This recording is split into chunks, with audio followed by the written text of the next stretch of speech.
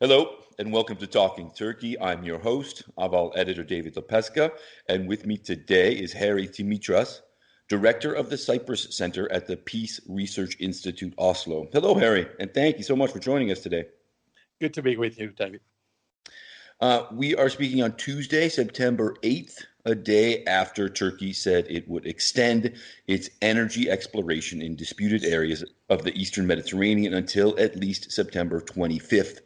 As the chase for hydrocarbons in the Eastern Mediterranean has intensified in recent years, Turkey has felt increasingly marginalized as Cyprus claims a sizable exclusive economic zone, or EEZ, while Greek maritime claims reach beyond all of its Aegean and Mediterranean islands, almost to the Turkish coast in some areas. This has driven Ankara to send drill ships and seismic vessels, backed by warships, into waters claimed by Greece and Cyprus repeatedly, most recently near the Greek island of Kastellorizo, a few miles off the coast of southern Turkey. That move prompted Greece to put its military on high alert and dispatch troops to the island, and today Turkey and Greece are seen as close to war as they've been in maybe a quarter century. Harry, you must have an interesting perspective on all this, having grown up and studied in Greece, then living and working as an academic in Turkey for a number of years, and now you're based in Western Europe and focusing on the Cyprus issue.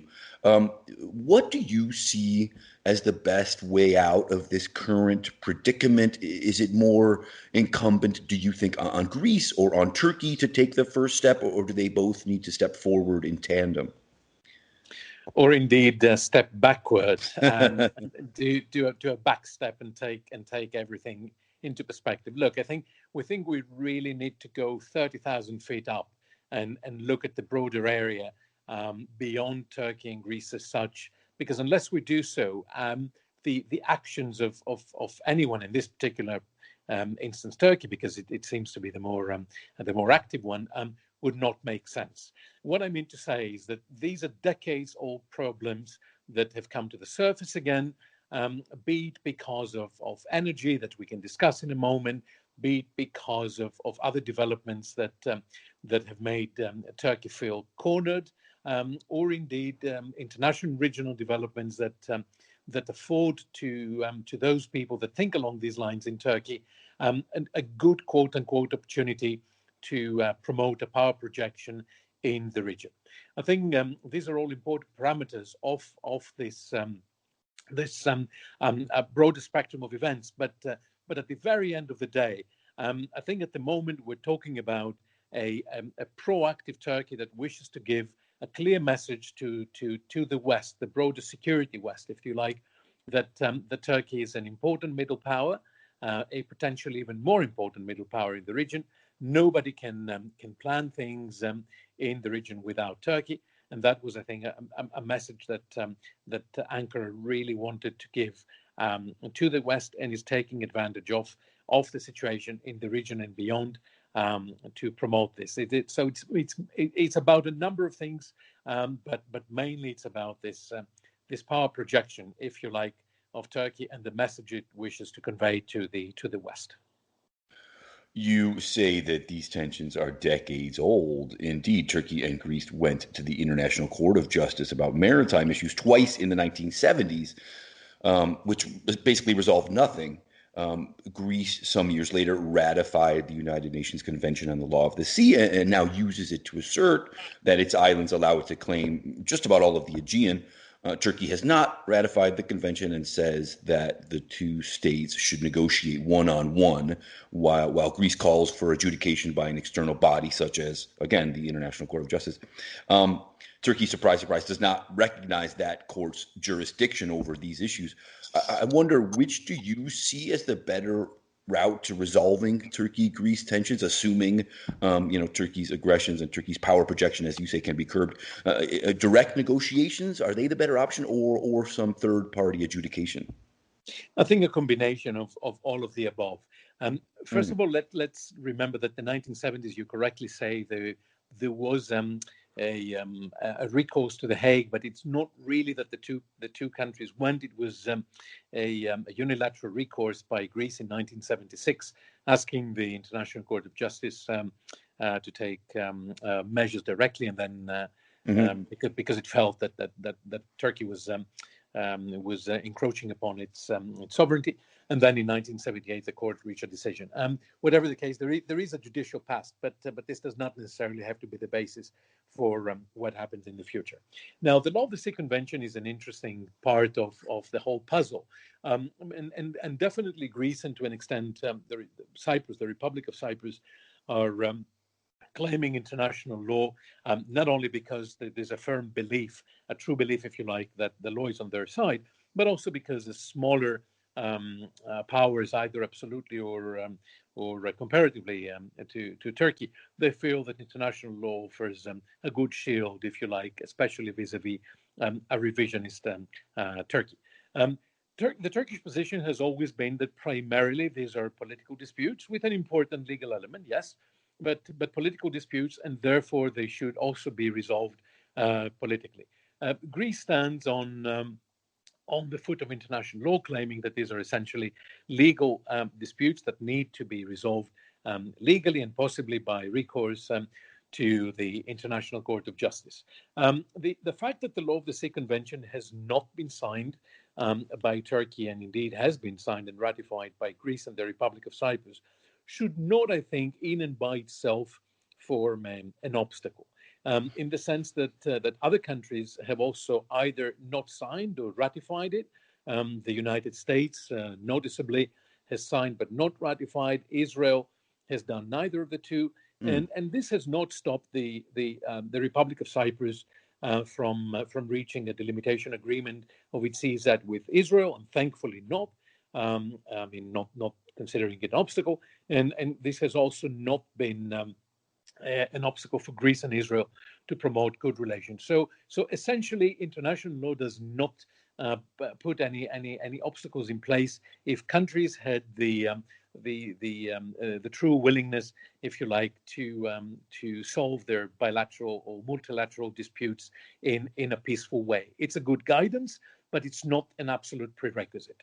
In the same breath, I must say that Turkey, although technically has not signed or ratified the Law of the Sea Convention, does abide by a lot of its provisions, and indeed is following some of the things that, for the first time, the Law of the Sea Convention envisages, like a 12-mile territorial sea, which Turkey enforces in the Black Sea. So what I mean to say is that if there is a will, there is a way, and international law provides for a multitude of fora and ways for solving the dispute peacefully. The Law of the Sea Convention itself envisages more than 20 different ways, and that's only an indicative list of for countries to have recourse to, including arbitration, conciliation, various commissions between them, and so again, if the countries had a will, then international law provides for a multitude of tools, and that's not a problem.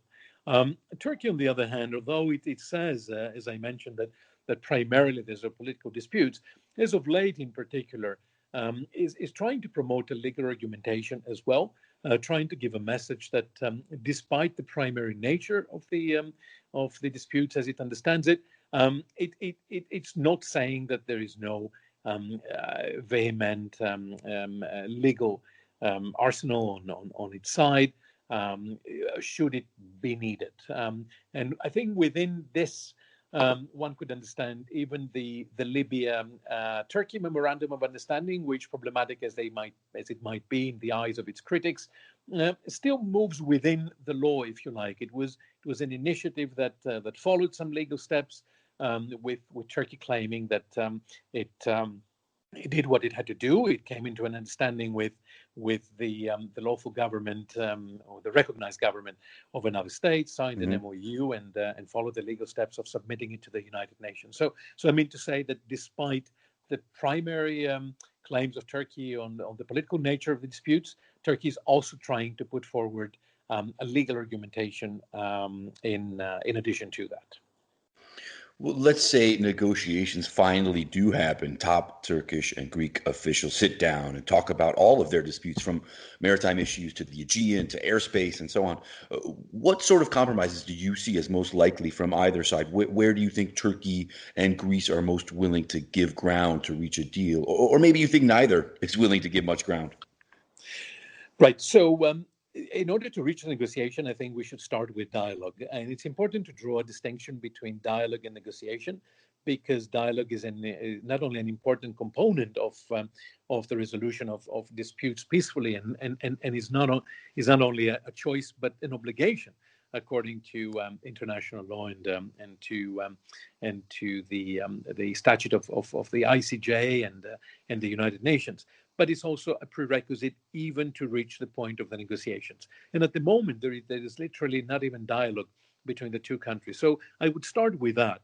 And if there is a positive outcome from the dialogue, which does not produce any, But sorry, just to yeah, by yeah, dialogue, you mean some form of communication to start with, right? Right. exactly, Okay. meaningful communication where the Hmm. two sit down on a table and try to have an honest discussion before reaching the point of negotiation, which produces legal results. A dialogue does not. A dialogue would allow them to put together, to understand each other to start with, talking to each other, understanding where they come from, what are the issues involved. And then when they reach the point of negotiation, already there will have to be established a communication, if you like, hopefully a goodwill between the two sides, but a clear understanding as well of where everyone comes from, where they're trying to go, and using which way. Then negotiation, of course, to be meaningful, requires, I think, compromise. And this is quite an interesting point in the Mediterranean, where compromise is not always understood as a positive thing. Indeed, in the Greek language, and I think to a large extent in the Turkish language, compromise. The first reflex is a bad thing. Is you give rather than you take.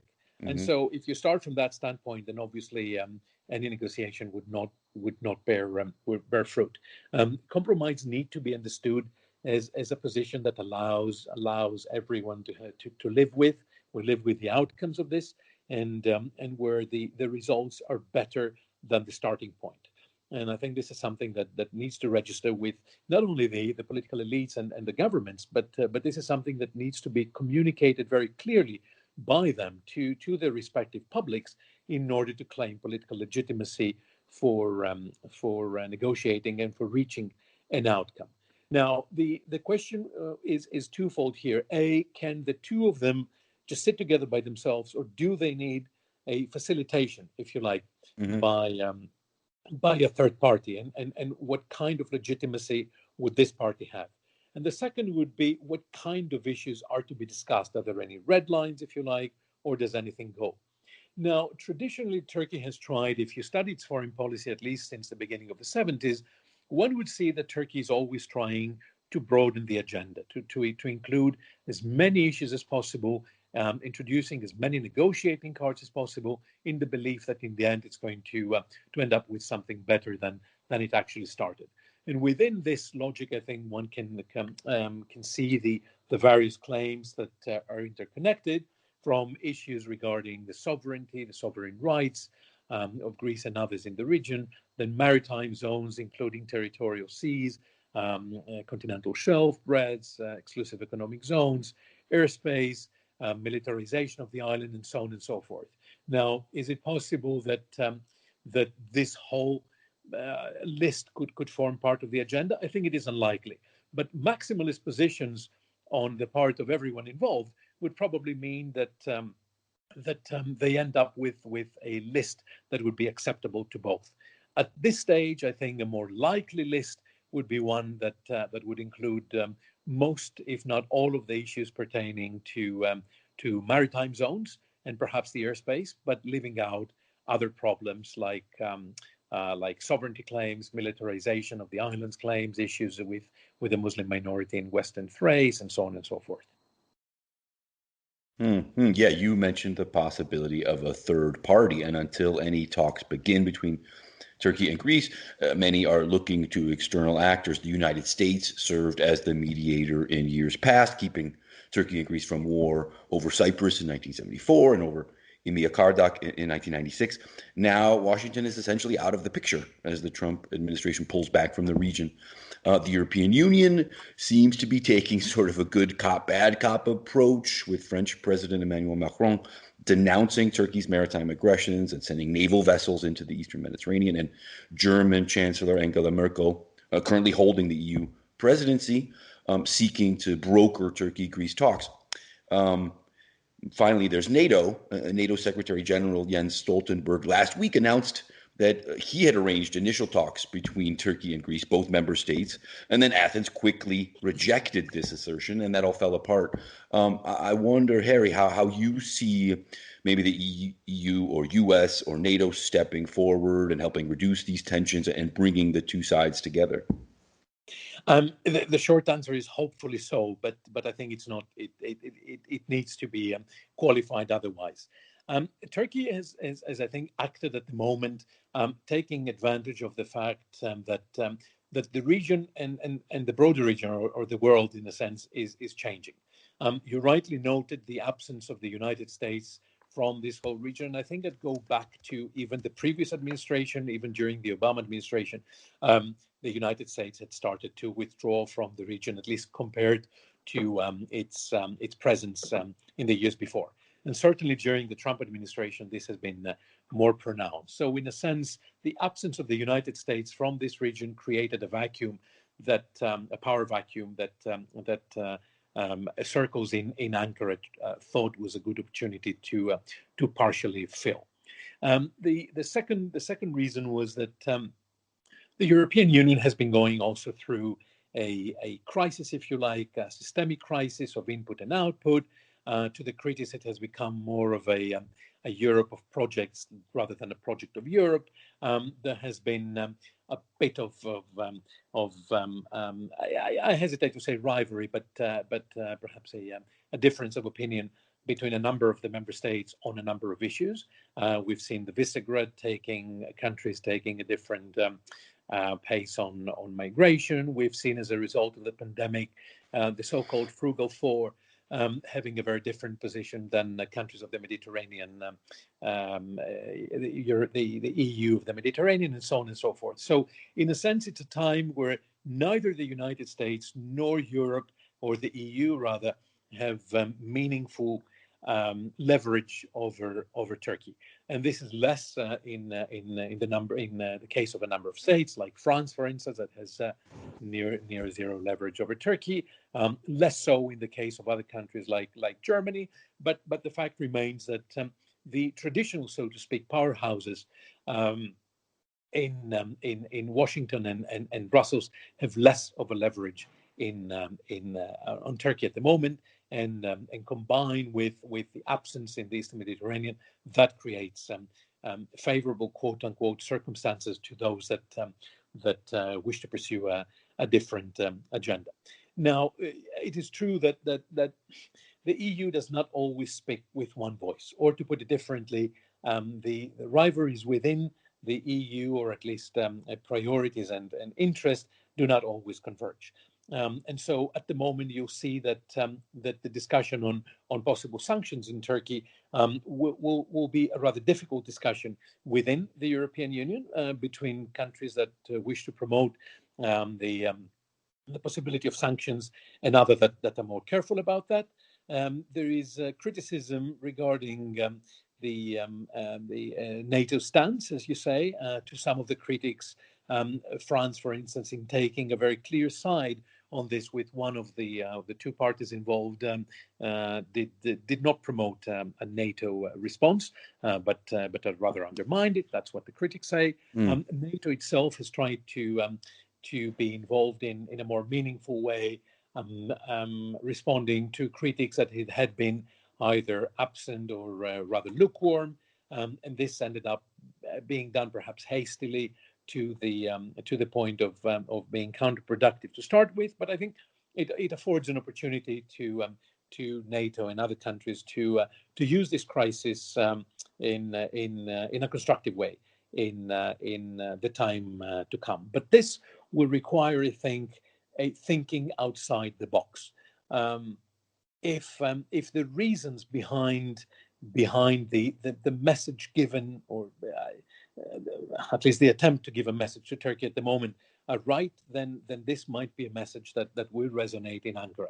If it's understood as a message for the sake of the message, then obviously Ankara would not be expected to comply with this. The situation is perhaps unprecedentedly difficult in the region, because we're talking about also different circumstances, perhaps for the first time in or otherwise for a very long time. What I mean to say is that on top of the political and economic problems we had this year, the pandemic has put things into a different perspective.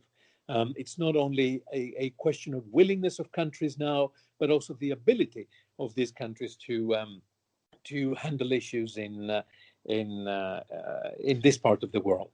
It's a combination, again, of the willingness and the ability, because we do have pressing circumstances domestically in a number of countries, and regionally, of course, otherwise. So if countries in the region believe that the international community has the ability and willingness that it used to have to be involved in the region, it might not be the case. And so I think it's in their own interest to take a step back, perhaps take a deep breath, and deal with the problems in the region themselves, rather than expecting external involvement that might not come, or if it comes, might not necessarily be what it would be expected to be until now.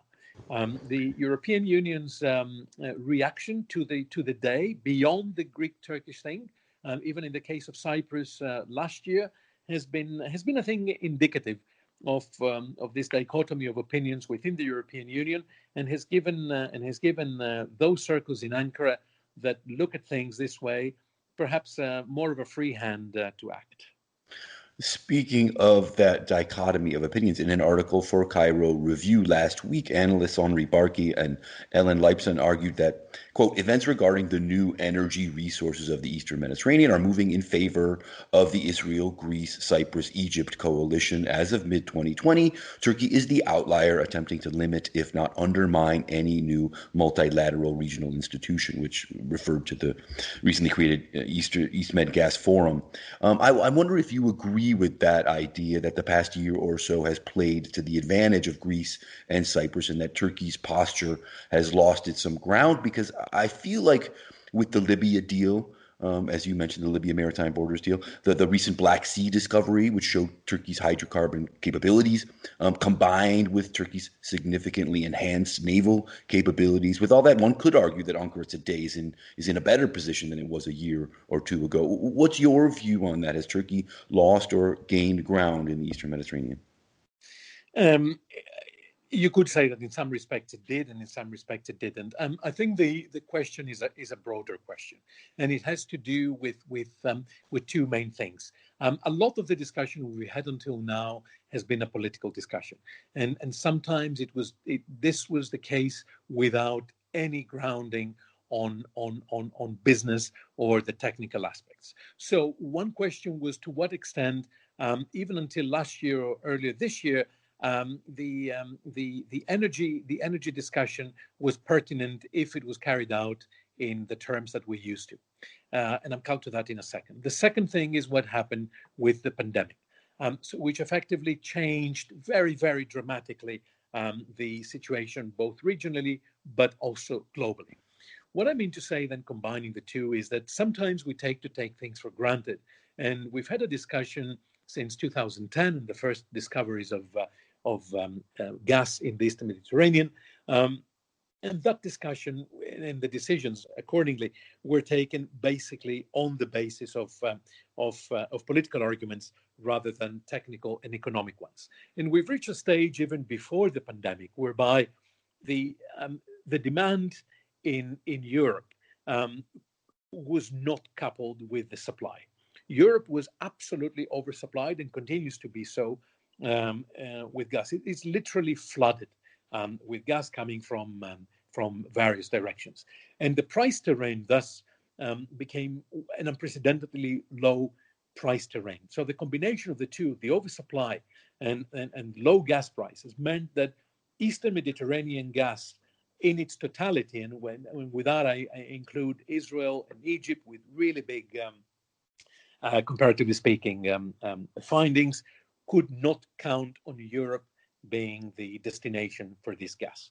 And then the pandemic came, and the pandemic meant that the international demand plummeted absolutely.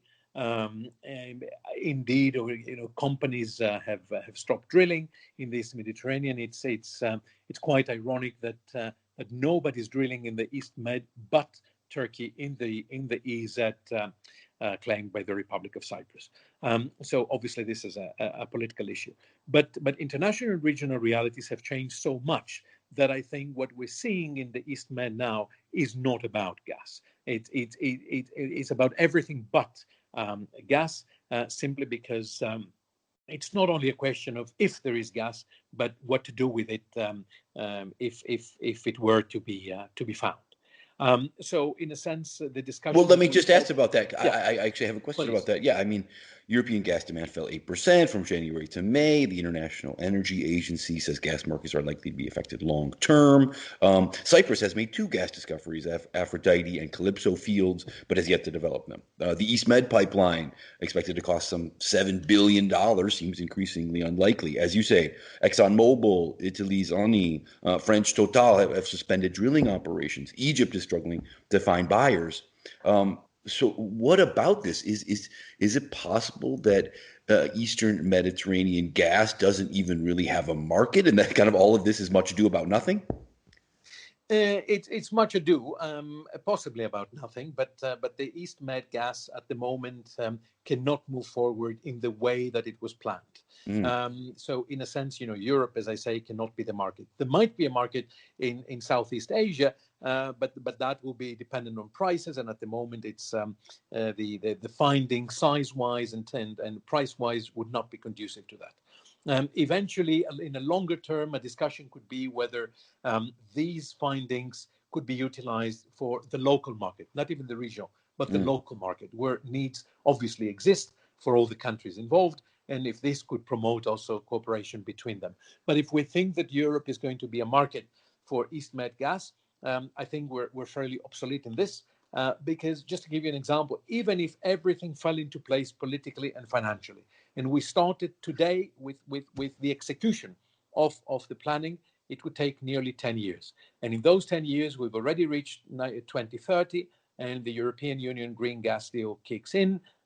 Europe's demand will fall by 30% anyway, and by 2050 by at least 50%.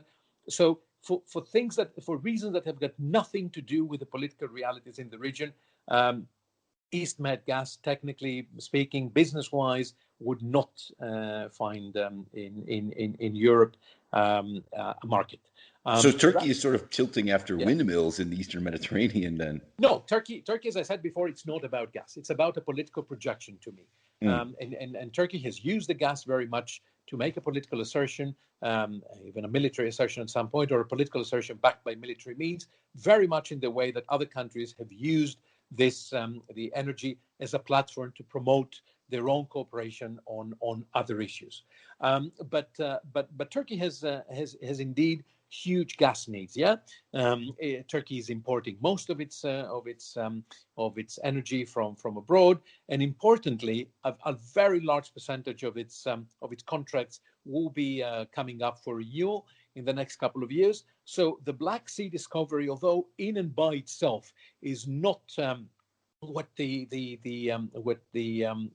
industry would tell you would be a super hot finding. It helps Turkey not so much diversify, but negotiate better deals with those that it has to renegotiate. So it's an important finding in a sense, but it's not as if it's going to solve Turkey's energy needs as such.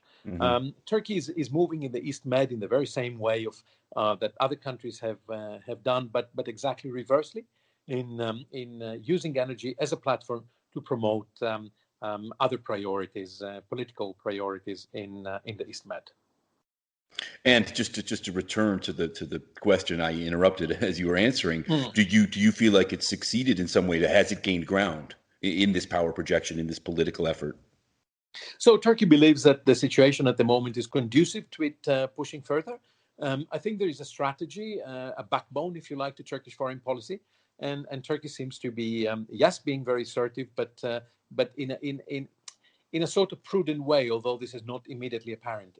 Turkey always opens up negotiating cards step by step, and so it's creating gray zones that then turns into red hot issues. And so Turkey is trying to assert itself in the Eastern Mediterranean, opening up all these fronts in an arch, if you like, of political projection from the Aegean to the East Med to Cyprus to Syria to Libya, eventually wishing to establish itself in a number of terrains, if you like, political terrains in the region.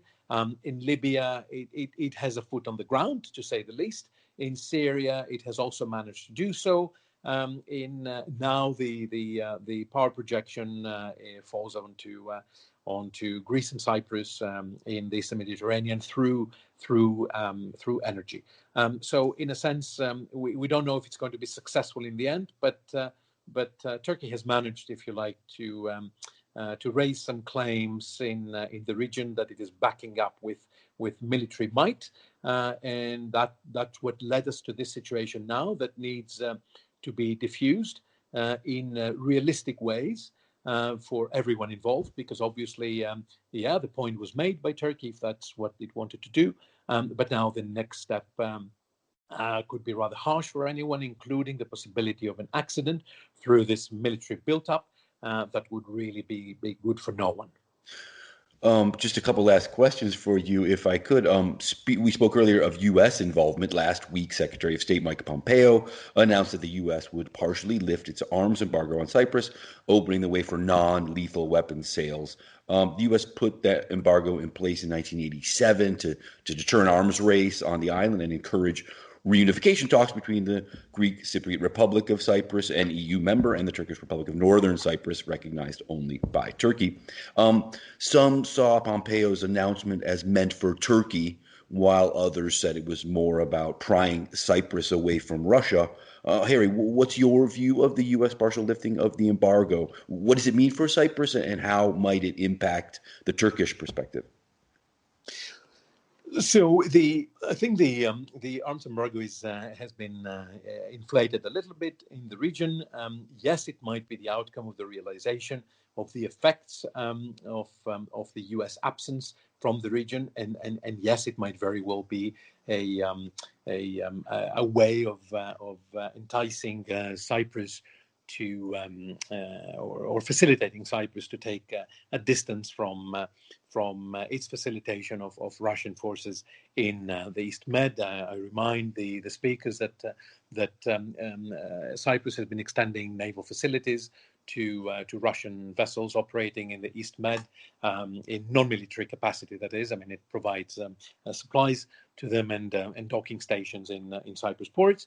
And so the United States has been rather active as of late in trying to court Cyprus into the Western military alliance and taking a distance from Russia.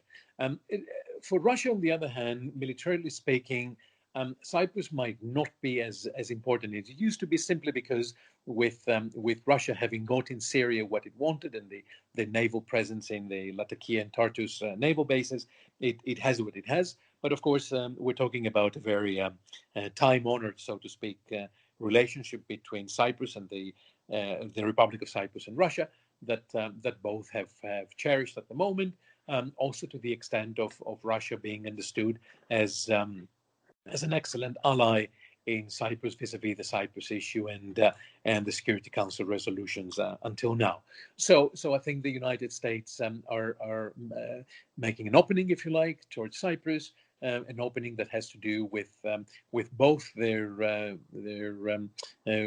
wish to return to the Eastern Mediterranean and perhaps in making up for the loss of time. Now, until the U.S. elections, I think it might be a little early to talk about next steps. It's obvious that until now, President Trump has enjoyed a very good personal relationship with President Erdogan, and this might be expected to continue after the elections if President Trump gets reelected.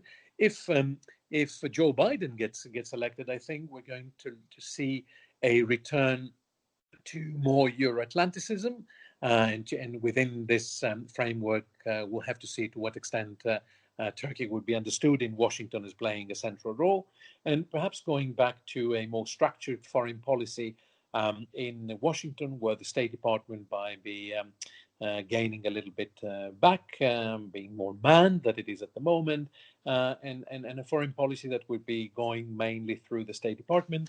And in the past, to critics, the State Department had prioritized Turkey over others, in particular Greece. So in a sense, it might be interesting to see where the developments between U.S.-Turkey relations will be going after the election, depending on who gets elected, and what the priorities regarding Euro-Atlanticism will be.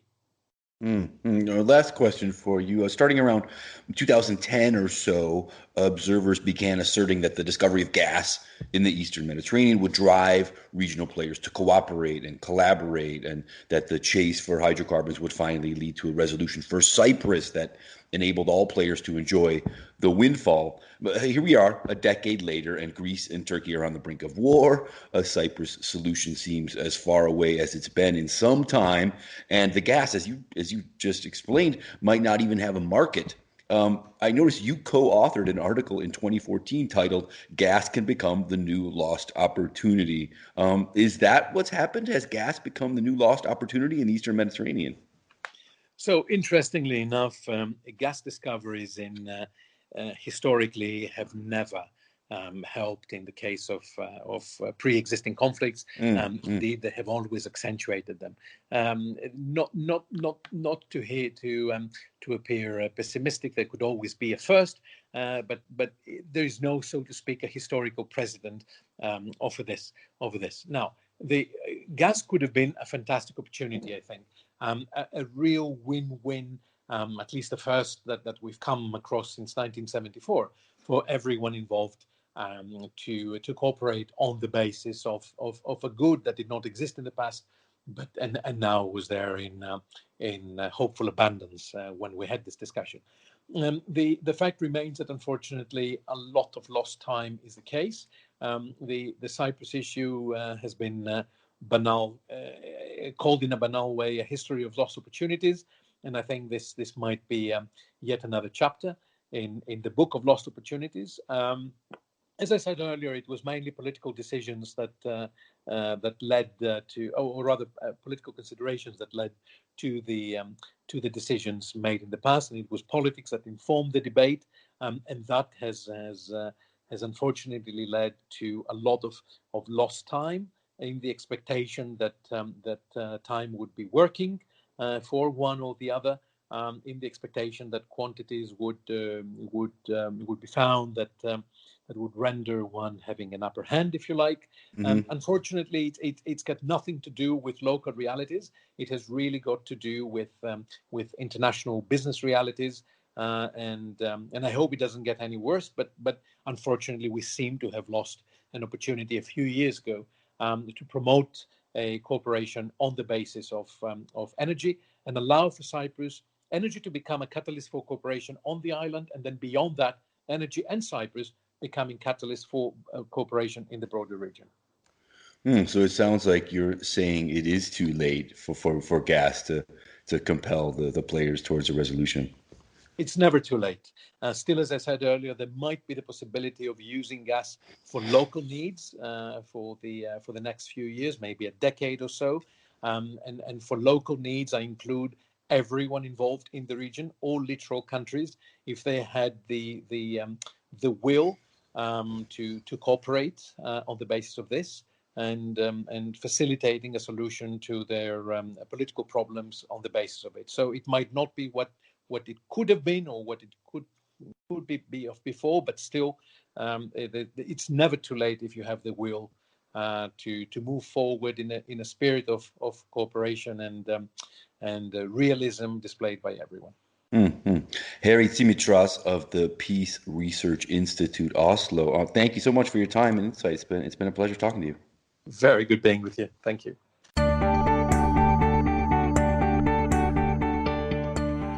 You can follow Ahval News Online podcast series through Apple Podcasts, Spotify, YouTube, Google Podcasts, SoundCloud, and Spreaker. All you need to know about Turkey is here, for your ears, mind, and attention. Thank you for listening to our podcast.